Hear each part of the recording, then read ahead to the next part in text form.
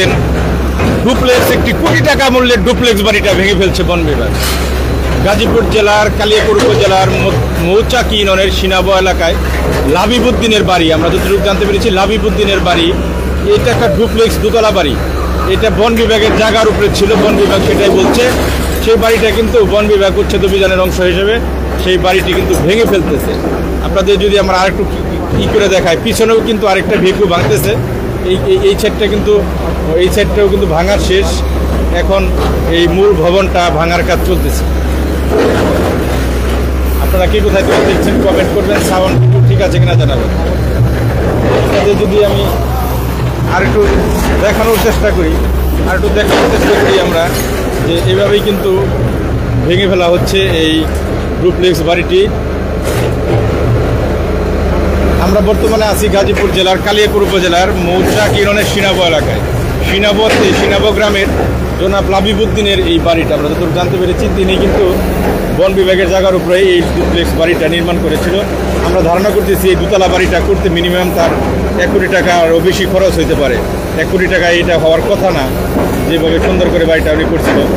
তাতে এই কোটি টাকার বাড়িটা নিমিশেই কিন্তু ধূলিসাৎ হয়ে যাচ্ছে চোখের সামনে, আমরা তেমনটাই দেখছেন। বন বিভাগের কর্মকর্তা, সেনাবাহিনী, র্যাব, বিজিবি, পুলিশ সবাই কিন্তু এখানে উপস্থিত আছে। আমরা যদি আপনাদের এখানে একটু দেখাই, এগুলা কিন্তু আগেই পড়ে আছে, আপনারা দেখছেন একদম উপর থেকে কিন্তু ভাঙার কাজটা চলতেছে।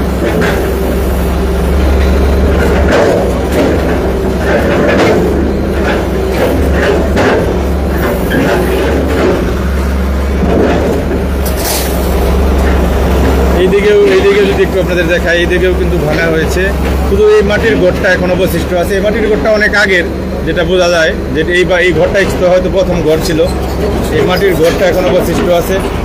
এইরকম ফার্নিচারগুলো কিন্তু আছে, এই যে ওয়াইফাইয়ের রাউডার, এগুলো কিন্তু এখানে রাখা হয়েছে। আপনাদের যদি একটু খেয়াল করে আপনাদের দেখায়, আপনারা যদি একটু দেখেন,